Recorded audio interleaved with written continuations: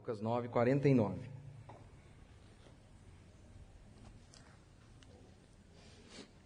Vamos ler. Falou João e disse: Mestre, vimos certo homem que em teu nome expelia demônios e lhe o proibimos, porque não segue conosco. Mas Jesus lhe disse: Não proibás, pois quem não é contra vós outros é por vós. E aconteceu que, ao se completarem uns dias em que devia ser ele assunto ao céu, ou seja, que estava se cumprindo já o período cujo qual Jesus ia morrer, ressuscitar e ser alçado ao céu, manifestou no semblante a intrépida resolução. A intrépida resolução, ou seja, ele estava convicto de que ele precisava ir para Jerusalém e ninguém ia demovê-lo dessa ideia. Só que olha que coisa, diz que no rosto dele manifestava a obstinada ideia de Jesus ir até Jerusalém. Como que nós vemos o traçado do destino de alguém na face? Manifestou no semblante a intrépida resolução de ir para Jerusalém. E enviou mensageiros que o antecedessem. Indo eles, entraram numa aldeia de samaritanos. Lembra, Samaria era uma região de Israel que era muito desprezada. Os judeus não se davam com os samaritanos. Lembra, Jesus fala disso lá em João? Ou melhor, João relata isso lá em João capítulo 4. Indo eles, entraram numa aldeia de samaritanos para ali preparar pousada, mas não o receberam, porque o aspecto dele era de quem decisivamente ia para Jerusalém. As pessoas que estavam ao redor sabiam do destino de Jesus. E para onde ele ia? Que coisa, hein? Sem ele falar, o rosto dele transmitia o seu objetivo. Verso 54. Vendo isto, os discípulos Tiago e João perguntaram: Senhor, queres que mandemos descer fogo do céu para os consumir?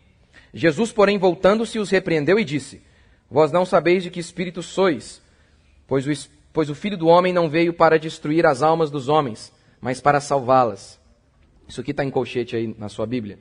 É porque não há uma certeza se isso realmente está presente nos originais. Porque há alguns manuscritos que não há essa porçãozinha aqui, por isso que está entre colchetes, é por isso. Ok, então, eu vou começar aqui já com o meu primeiro princípio, a insensatez dos discípulos. O texto diz no versículo 49 que os apóstolos, eles viram que havia uma pessoa, alguém, que estava expulsando demônios, em nome de Jesus. Mas, o texto diz que os discípulos os repreenderam.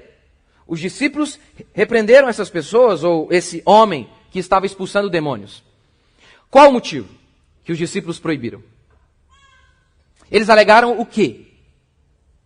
Que aquele homem estava pregando heresia? Eles alegaram o quê? Que aquele homem estava se aproveitando da fé para ganhar dinheiro? Foi isso que eles alegaram? Não. Eles alegaram outra coisa. Ele não anda com a gente. Ele não é da mesma igreja que a gente. Ele não é do mesmo grupo ministerial que a gente é. O pecado do rapaz era simplesmente não fazer parte do grupo dos apóstolos. Porque quando Jesus diz assim, não, porque quem não é contra nós é por nós. Ou seja, Jesus está testificando, esse rapaz é dos nossos. Ele só não está aqui andando conosco 24 horas, mas ele faz parte sim do meu povo. Ele faz parte sim do reino de Deus. Isso é um problema. Quando nós achamos que apenas a nossa igreja presta, apenas o nosso pastor presta e ninguém mais presta. Isso é um espírito do farisaísmo. Quando a gente acha que nós somos os detentores dos direitos das coisas espirituais. Temos uma franquia, temos um negócio e nós temos todos os direitos das coisas espirituais. Somente nós somos de Deus. Isso também é um espírito de toda seita. As seitas são assim. Eles acham que apenas eles são salvos. Nós devemos nos lembrar que isso é um espírito dos fariseus. Lembra quando Jesus contou a parábola da vinha? Jesus disse o seguinte: olha, havia um homem que ele arrendou uma vinha. Esse homem era Cristo. Ele foi embora. E depois de muito tempo, ele enviou seus empregados para receber os respectivos frutos daquela vinha. Diz o texto que os homens que haviam arrendado a vinha espancaram os servos. Por fim, o dono da vinha enviou seu próprio filho. E os homens então disseram, os homens que haviam arrendado a vinha: Se nós o matarmos, a herança será nossa, nós seremos os donos da vinha. Essa parábola foi direcionada em específico aos fariseus, em específico. Aqueles fariseus se achavam os donos do templo, os donos das coisas espirituais. Isso é um pecado que pode acontecer conosco. Pense nisso.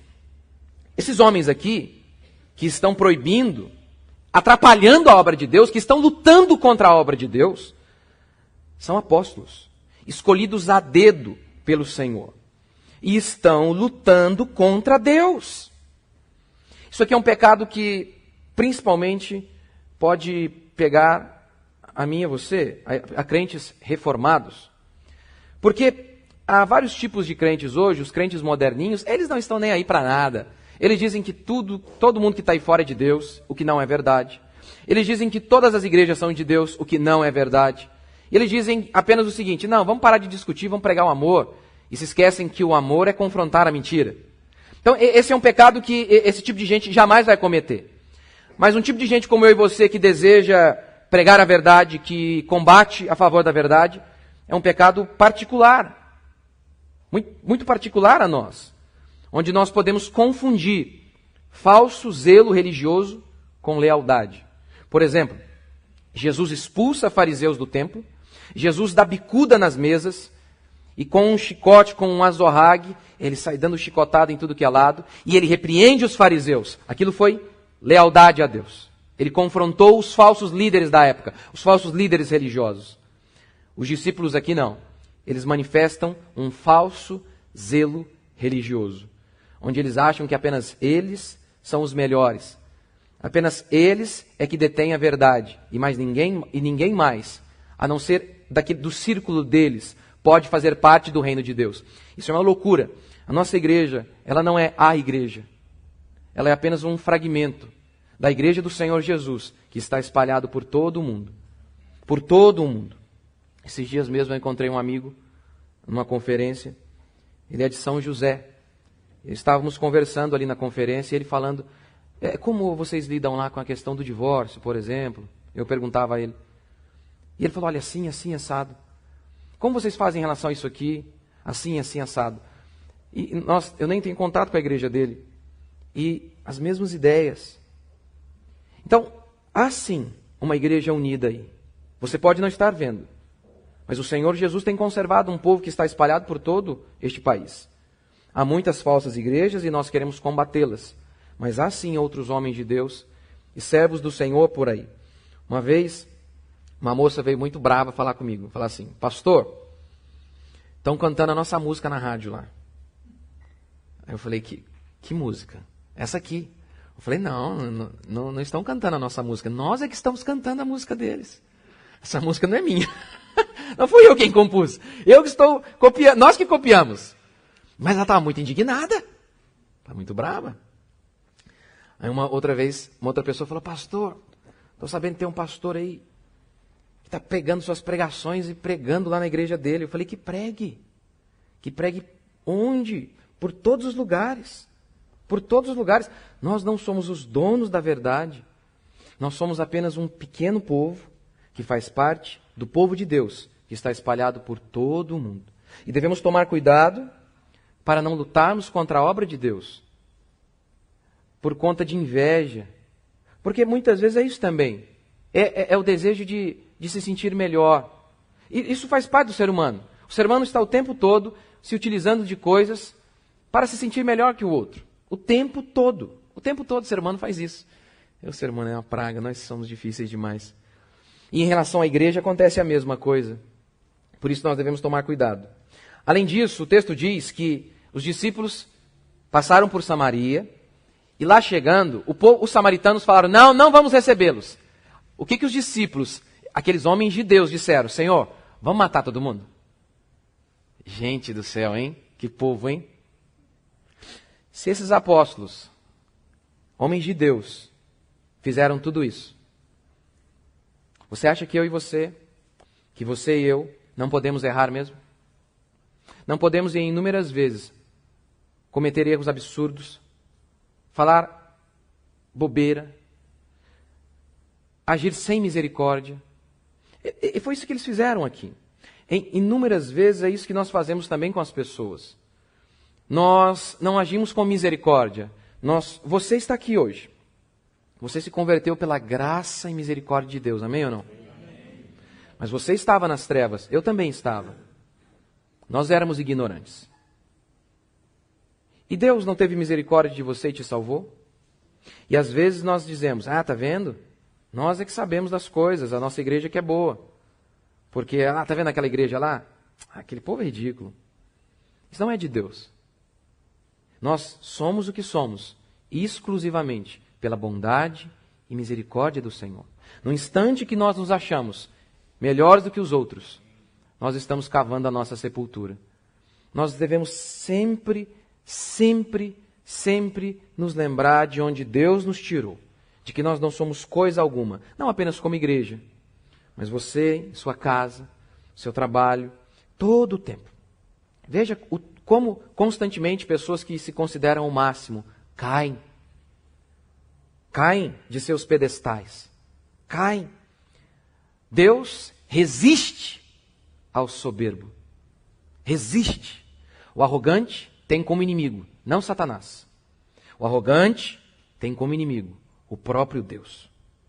Mas eu quero gastar mais tempo hoje aqui, é do versículo 51 em diante, e falar sobre vocação. Já ouviu a palavra? Talvez você não vai encontrar a palavra vocação na Bíblia, mas o conceito está por toda a Bíblia. A palavra vocação ela tem uma origem latina, significa vocare, que é chamar, chamado. Lá na gramática não tem vocativo? É isso. Quando você chama alguém, é um vocativo. Oi, João, é um vocativo. Você talvez conhece a palavra associada, por exemplo, a médico. Para ser médico tem que ter vocação. Mas o que significa isso? O que significa vocação? Vocação é acreditar que nós temos um chamado para fazer alguma coisa, um propósito dado por Deus. Deus nos chamou e nos comissionou para alguma coisa. Isso é vocação.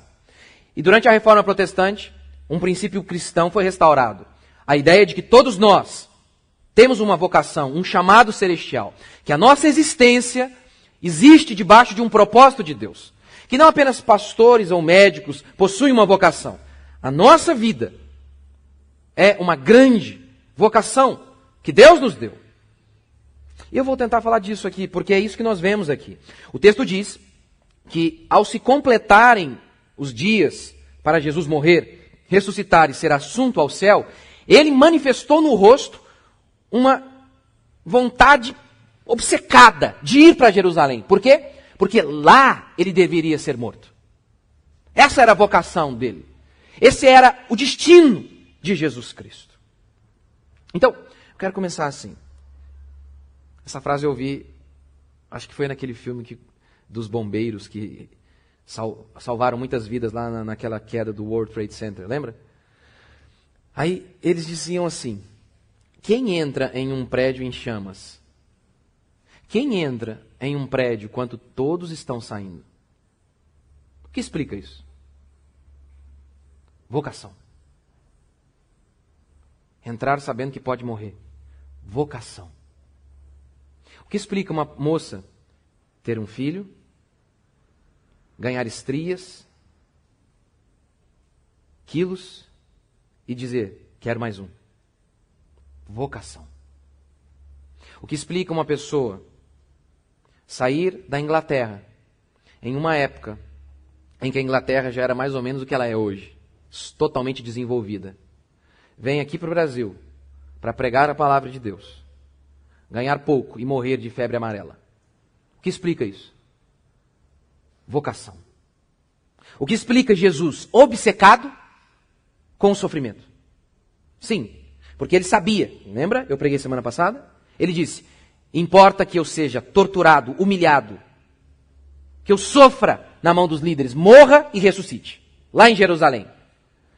O que explica alguém estar obcecado com este destino? Um destino que seria de sofrimento. O que explica isso? Vocação. Em nosso país, a ideia de destino, que está intimamente ligada à vocação, sumiu do mapa. As pessoas trabalham não mais para a glória de Deus ou para cumprir um chamado divino.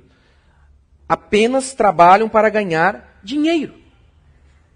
As pessoas não se casam mais pensando que o casamento é uma vocação. Não. Não. Eles acham que é uma Disneylândia. E por isso, você vai ver inúmeras pessoas dando a seguinte desculpa para o divórcio: eu tenho que procurar a minha felicidade. E então sacramentam que isso é uma ótima razão. Você pergunta, por que você quer separar? O seu marido bate em você? Ele é um mau pai? Não. Você sabe que isso pode, então, trazer prejuízo para os seus filhos? Sim, mas eu quero ser feliz. As pessoas não veem o casamento mais como uma vocação. A frase, essa é a vontade de Deus, foi trocada por, você faz o seu destino. Palestrantes de autoajuda e muitos pastores, se dizem pastores, mas são palestrantes de autoajuda, lhe disseram isso. Que você pode tudo o que você quiser, desde que você se esforce. Te enganaram. Você não pode. Você não pode. Os antigos sabiam muito bem que o mundo era regido por forças muito maiores do que eles. Por exemplo, naquele clássico livro, A Ilíada de Homero. Lembra da história? É tudo por 10 anos de guerra, gente. Tudo por conta de uma mulher bonita. Olha, não é brincadeira não, hein? Paris, o safado, vai lá, rouba a mulher do rei. Lembra? Helena de Troia. Quer dizer, ela era dos gregos, né? Mas ela passa a ser a Helena de Troia. Falei pra minha esposa, a gente está querendo colocar esse nome, Helena, de Troia. Ela não quer. Se for menina, nossa filha. Nosso filho. Helena de Troia. E tudo ali, toda a história é narrada na seguinte perspectiva. Zeus, uma hora Zeus fala, não, agora os troianos vão ganhar. Aí daqui a pouco, outra deusa fala, não, agora são os gregos. E aí os gregos começam a ganhar. Tudo é regido e determinado pelos deuses. São os deuses quem determinam o destino da guerra. Tudo foi profetizado. Por exemplo, quando Paris nasce, o oráculo diz, este homem será a desgraça de Troia. Por quê? Porque ele foi lá, arrancou a Helena lá dos gregos e o pau quebrou. Quando o menino nasce, o oráculo diz isso, sabe o que o pai de Paris faz? Príamo? Ele desterra o menino, ele exila o menino. Não, esse destino não vai nos atacar, não teve jeito. O rapaz foi a causa da desgraça. O próprio Aquiles, o famoso Aquiles, havia um oráculo dizendo, olha, se você for para a guerra, você vai morrer. Você vai morrer. Você vai ficar cheio de glória, mas você vai morrer. Aí no meio da história, quer dizer, mais ali no começo mesmo, um rei grego, ele pega a escrava de Aquiles, e Aquiles fica muito revoltado e ele diz, não vou lutar mais. Não vou lutar mais. Aí você pensa, nossa, agora ele não vai cumprir o destino dele. Mas aí, Heitor mata um grande amigo de Aquiles, e Aquiles fica muito furioso, e ele volta para a batalha, e ele é morto por Paris com uma flecha no seu tendão, né? No seu calcanhar ali, o tendão de Aquiles. E tudo isso profetizado. E isso porque os deuses capacitaram as mãos de Paris para isso. O que eu estou tentando dizer para você aqui? É que os antigos, mesmo pagãos, mesmo crendo em deuses errados, eles acreditavam que havia uma força maior que regia a vida deles. Até no paganismo, eles entendiam que eles eram limitados. Agora, o paganismo moderno é terrível. Porque nem isso eles acreditam. Eles acham que eles são os deuses. Nós achamos que nós fazemos o nosso destino. Não fazemos. Não fazemos. A frase, somos nós que fazemos o nosso destino, é uma estupidez que não tem tamanho. Desde que você se esforce, você pode tudo o que você quiser. Mentira. Quais as implicações dessa mentalidade moderna, extremamente pagã, na nossa existência? Primeiro, dificuldade em lidar com o sofrimento. Jesus está obcecado em ir a Jerusalém. o lugar onde ele iria morrer, e ele sabia disso. Por quê? Porque Deus lhe chamou para isso, e ele cria na recompensa eterna que lhe foi prometida. É isso que um cristão pensa. E é por isso que um cristão consegue enfrentar os sofrimentos. Você já ouviu aquela pergunta em relação ao seu trabalho? Você faz por dinheiro ou por prazer? A pergunta está viciada. Ou seja, a pergunta está errada. Porque ela limita o trabalho a essas duas opções apenas. E não é verdade. Há uma terceira opção. Há uma terceira. Às vezes nós não fazemos por dinheiro e nem por prazer, mas por vocação. E vocação significa fazer algo que às vezes você pode ganhar pouco e ainda sofrer. E mesmo assim você faz. Mesmo assim você faz. Por quê? Porque você crê num chamado divino. Que Deus te chamou para algo. Que você tem um destino.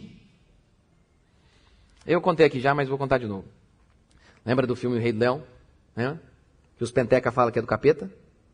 Pentecostais são difíceis. Eles falaram esse dia mal de mim na rádio, aí eu vou falar mal deles também.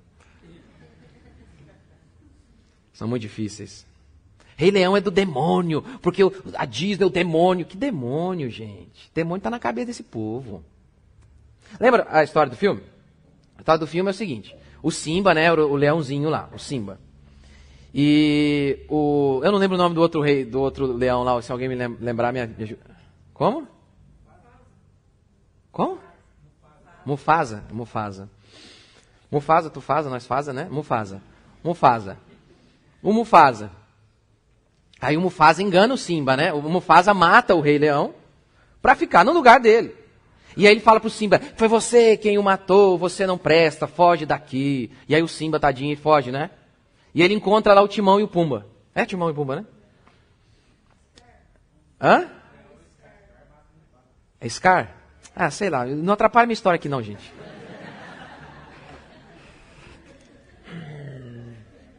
Eu sei que ele foge, né? Porque sei lá quem mata não sei lá quem. Eu sei que o Simba foge. E aí, o Simba, ele encontra o Timão e o Pumba. Tô certo agora, né? Tá. E aí o Timão e o Pumba, o que o Timão e o Pumba falam pra ele? Hakuna Batata, meu amigo. Vida louca, né? Vida louca, vamos curtir a vida. É curtir a vida. Esse era o lema, né? Esse era o lema. E aí ele começa a viver a vida, só aventura, bungee jump um dia, gordo no outro dia. Era assim. Aí um dia, uma leoa, que eu o conhecia, se encontra com ele. E fala, o que você está fazendo aqui? E aí ele, Hakuna Matata, meu amigo. Tô curtindo a vida. Tamo aí. Tamo na pista aí. Não! Seu reino está destruído. Você tem que voltar. Ele diz, por quê? Aí, olha que ela fala, porque é sua responsabilidade. Você nasceu para isso. Você nasceu para ser rei. Experimente dizer isso para uma mulher que está casada. Responsabilidade. E ela responderá com, quero ser feliz. Ser feliz. Que vida infeliz. Lembra também do Senhor dos Anéis? Do Frodo? Que ele tem que carregar aquele maldito anel. Ele vai carregando o anel, ele vai enfraquecendo, ele vai morrendo aos pouquinhos. E o que ele diz? É o meu destino. É o meu fardo. Meu fardo. Em Mateus 19, os discípulos perguntam, Senhor, pode divorciar? Jesus diz, não tem deslido. Não tem deslido. Aquilo que Deus ajuntou não separe o homem. E aí então, os discípulos dizem assim, nossa, então é difícil casar, não convém casar. Se é assim a condição, é muito difícil. O que Jesus diz então para eles? Nossa, gente, desculpa, eu fui muito longe, hein? Peraí, gente, volta aqui. Não, gente, não desvia, volta. Ele fala isso? Ou ele diz, sim, por isso que a nem todos isso é concedido. Isso é uma vocação. Casar é vocação, ser solteiro é vocação também. É vocação. Aí ele diz, alguns se fizeram eunucos pelo reino de Deus. Sabe o que é eunuco, né? Vocês vão entender. Corta lá, o mal pela raiz. E ele vai dizendo, é isso mesmo, é uma vocação.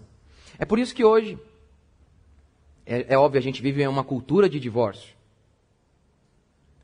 uma cultura. A mulher queima o feijão, o cara já fala, meu amigo, divórcio aqui. Entrega na hora a mulher para a mãe dela. As pessoas têm dificuldade em lidar com seus sofrimentos e dificuldade, seja no casamento ou em qualquer outro lugar, porque elas não possuem uma perspectiva de destino, de eternidade, de chamado divino, de que, por mais que elas enfrentem dificuldades agora, sua existência não se resume em 70 anos. Se resume na eternidade. Eternidade. E que às vezes nós devemos carregar certos fardos sim em nossas vidas. Pelo bem de outras pessoas que estão ao nosso lado. Pelo bem da glória de Deus. Da glória de Deus. Veja. Lembra daquele jovem que nasceu cego? E Jesus então diz o seguinte: agora eu vou curá-lo. Isso aconteceu para que neste rapaz se manifeste a glória de Deus. Quantos anos ele tinha? Talvez entre 15 a 20 anos. 15 anos sem ver a luz do sol para manifestar a glória de Deus? É o que está escrito. Mas nós não podemos sofrer, não é? Qual a implicação dessa mentalidade moderna? Dificuldade em aceitar a sua limitação. Cristo podia ir a qualquer lugar. Mesmo assim, escolheu Jerusalém. Por quê?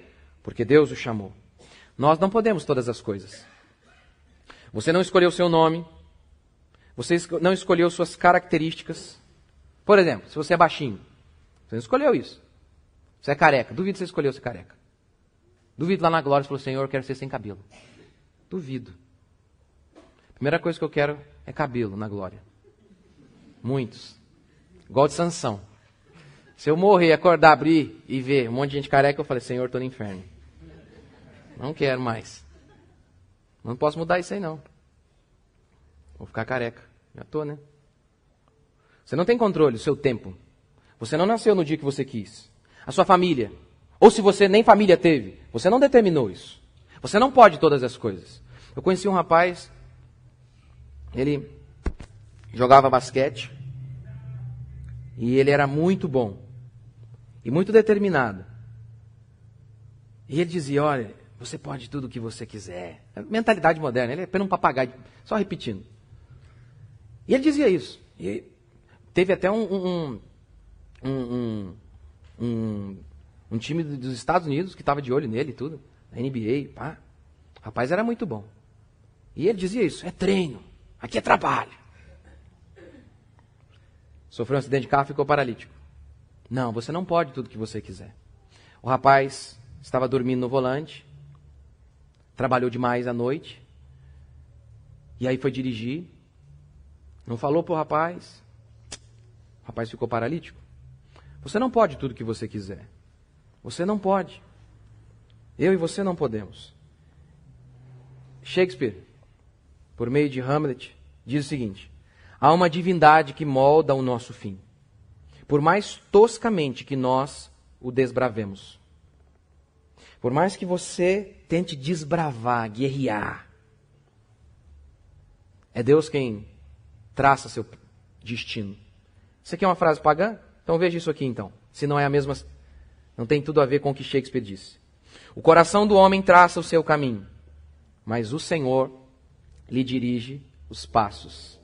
O coração do homem traça o seu caminho, mas o Senhor lhe dirige os passos. Nós estamos o tempo todo sendo guiados por Deus. Ele traçou o nosso destino. E você precisa aceitar quem você é, aceitar suas limitações. E esse é o meu terceiro princípio. Quais as implicações da mentalidade moderna, que deixou de acreditar em vocação, em chamado divino, em que Deus traça o nosso destino? A terceira implicação dessa mentalidade moderna é dificuldade de aceitar quem você é. O nome de Jesus significa Salvador. Quando Jesus nasce, o anjo diz, ele chamará Jesus, porque ele salvará o seu povo de seus pecados. A palavra Jesus significa Salvador. E o anjo explica, Salvador do quê? Do pecado do povo. E para ele fazer isso, como ele efetuaria essa obra? Morrendo. Por isso ele está aqui, obcecado com Jerusalém. Porque ele sabia que lá ele iria ser crucificado. Destino. Ele queria ir para Jerusalém cumprir seu destino. Elias. O nome Elias significa Jeová é Deus. Na época de Elias, Acabe reinava e o povo estava adorando Baal. Todo o povo estava adorando Baal, uma falsa divindade. Diz o texto então que Elias ora, fogo desce do céu. E sabe o que o povo começa a gritar? Jeová é Deus. O nome de Elias é Jeová é Deus. Ele ora, fogo desce. E o povo começa a dizer, Jeová é Deus. Seu nome, sua identidade, sua missão nasceu antes de você. Jeremias ouve de Deus o seguinte: antes de você nascer, eu te escolhi e te constituí profeta às nações. Eu escolhi o que você vai fazer. No Salmo 139 está escrito: o Senhor me viu a substância ainda informe, e nos teus livros, e no teu livro, foram escritos todos os meus dias, escritos e determinados, quando nenhum deles havia ainda. Escrito e determinado, quando nenhum deles havia ainda. Jonas é o cara que briga com o seu destino. Deus diz, vá para Nínive, ele vai para Tarsis. O que é um gay? Eu falei esses dias aqui, né? Eu vi um traveco falando que ele estava menstruado. Brincadeira isso, né? Eu menstruei. O que é um gay? É alguém que não aceita quem ele é. Eu sei, eu falei isso aqui, não é minha intenção ofender, mas o que é uma pastora? É alguém que não aceita quem é. Assim como um homem não pode ser uma mulher não pode ser um homem. E na Bíblia, a liderança da igreja foi destinada ao homem. Não é uma questão de ser melhor ou pior. Assim como o leão não é pior que o peixe porque o leão não sabe nadar. Deus apenas o fez com características distintas. As pessoas não querem aceitar o seu destino. Elas não querem aceitar a vida que Deus lhes deu. Não querem. Não querem. Agora os homens querem engravidar e as mulheres querem liderar.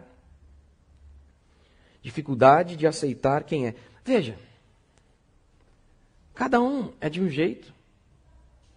O irmão estava me explicando lá o negócio do carro. O irmão aqui é mecânico. Carro carburado, que não sei o que lá. E ele falando, porque não sei o que ventoinho, que sei lá. E você entendeu, pastor? Tudo. Menti. Não entendi nada.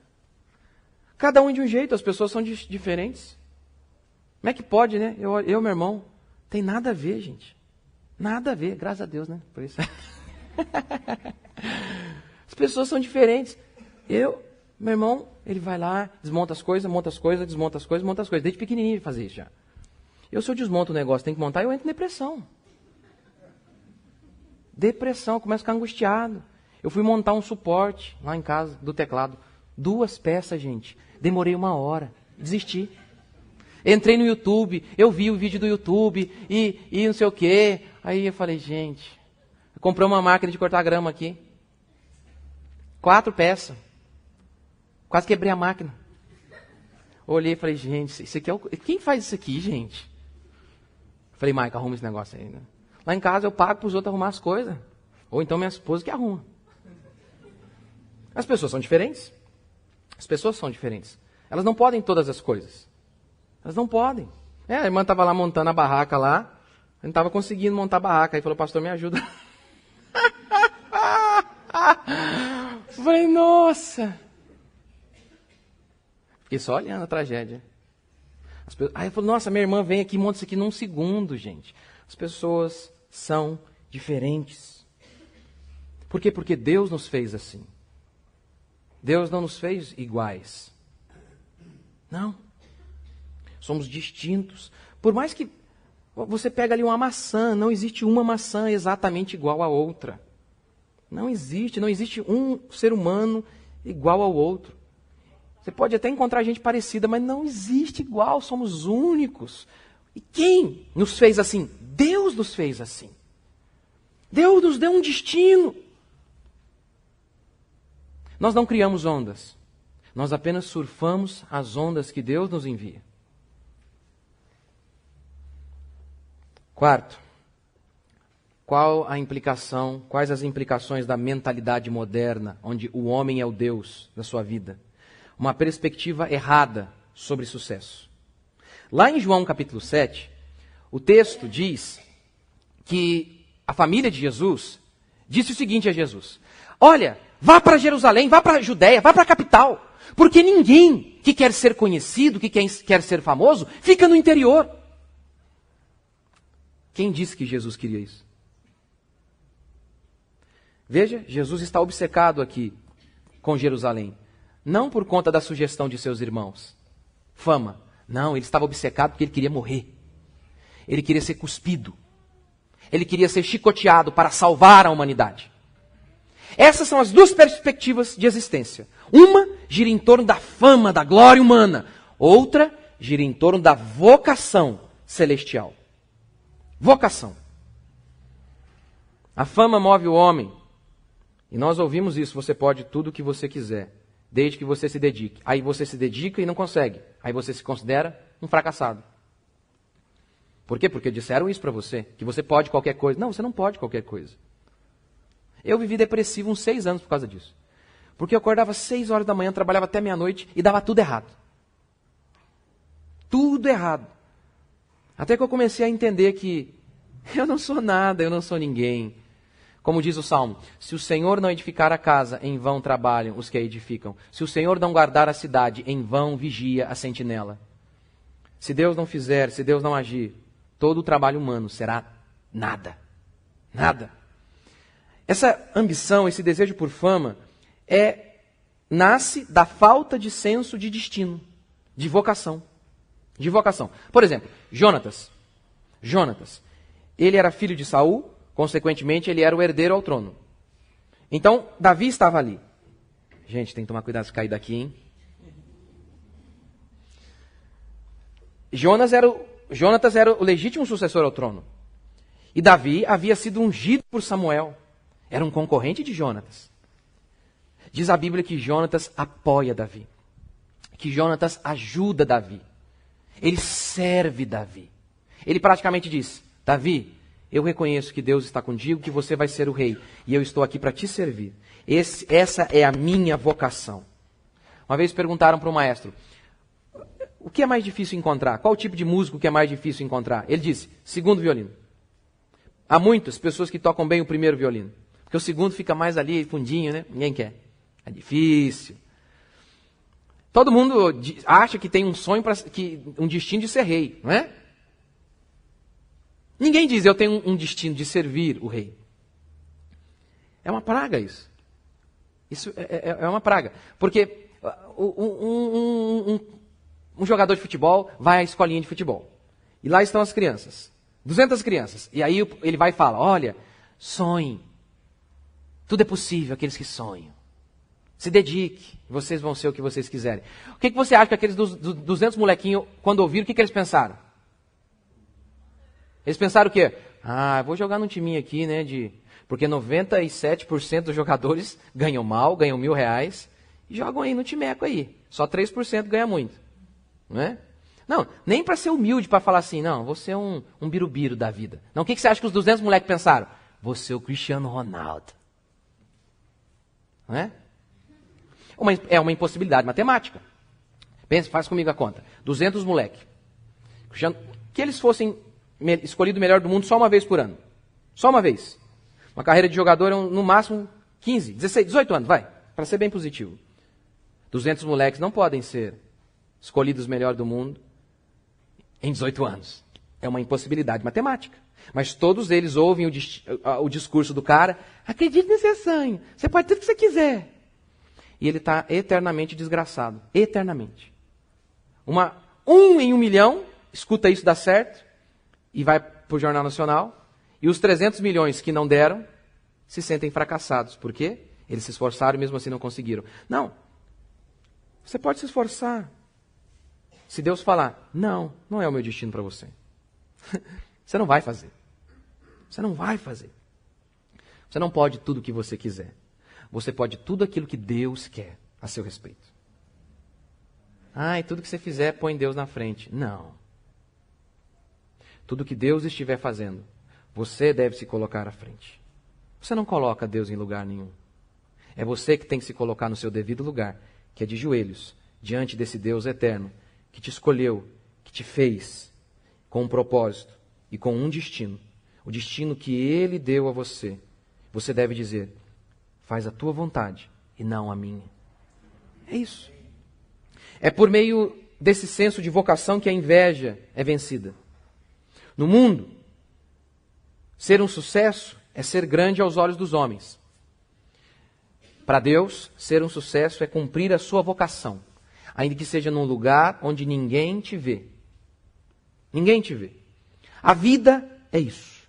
O segredo da vida é aceitar suas limitações e seus dons, fazer o melhor com as oportunidades que Deus lhe deu e saber que o Senhor há de te recompensar de acordo com seus talentos. Sabedoria é saber: eu não crio ondas. Eu apenas surfo as ondas que Ele envia. Eu não posso tudo o que eu quero. Eu apenas faço o melhor com as oportunidades que Deus me deu. Antigamente eu tinha sonhos, né? Tinha um sonho de comprar um carro desse, um sonho de uma casa assim. Hoje eu já entendi que isso aí é coisa de criança. Eu tenho o sonho de levantar de manhã e fazer o meu melhor todos os dias, dar duro aqui na igreja. E as oportunidades que Deus me enviar, eu quero estar pronto para elas. Quero estar pronto para elas. A casa que eu tenho, eu escolhi, foi a oportunidade que apareceu. O que eu tenho, o que eu sou, tem a ver com as oportunidades que Deus me deu. E eu tento fazer o melhor com as oportunidades que Deus me deu. Eu tive um pai que me ajudou muito. E eu sou o que eu sou, em muito a ver com meu pai. Se não fosse meu pai, eu não seria o que eu sou. E você? Às vezes você fica se comparando comigo ou com os outros. Isso é uma estupidez. Deus não vai te comparar comigo naquele dia. Deus vai comparar você com você mesmo, com as oportunidades e talentos que Ele deu a você. E o que você deve fazer é o melhor com as oportunidades que Deus te deu. Somente assim você pode vencer a inveja. Não há outra maneira. Esqueça esse discurso. Esqueça esse discurso, você pode tudo o que você quiser. Você pode tudo o que Deus quer a seu respeito. Você pode tudo aquilo que for a vontade de Deus acerca da sua vida. Troque o eu faço o meu destino por seja feita a vontade do Senhor. Afasta de mim esse cálice, contudo, não faz o que eu quero. Faz a tua vontade. Se você veio para Cristo e você ainda não disse isso de todo o seu coração, você ainda não entendeu o que é conversão genuína. A conversão genuína é essa entrega total diante de Deus, para assumir a sua vocação, para fazer o melhor com os talentos e oportunidades que Deus te deu. Somente assim é que você não será um fracassado. Porque do contrário, no nosso mundo, por exemplo, no futebol, o Cristiano Ronaldo é o vencedor, todos os outros são fracassados. Todos os outros. Essa é a perspectiva do mundo. Essa é a perspectiva pagã. A perspectiva cristã é totalmente diferente. Você pode ser o melhor diante dos homens. Se você não fez o melhor com os talentos que Deus te deu e você não cumpriu a vocação que Deus te deu, você será um fracasso e você será esquecido. Mas, lembre-se então de Jesus que estava obcecado com o lugar onde ele iria sofrer. Lembre-se de Jesus que estava obcecado. Seu rosto mostrava o seu destino, seu trajeto. Obcecado em fazer a vontade de Deus. Você se lembra? Quando os discípulos chegam com comida e Jesus diz, não, eu já comi. Ou melhor, eles chegam com comida e Jesus diz, não, não quero. Alguém pergunta, ele já comeu? Aí ele retruca, eu tenho uma comida. A minha comida é fazer a vontade do Pai. Ou seja, a comida serve para duas coisas.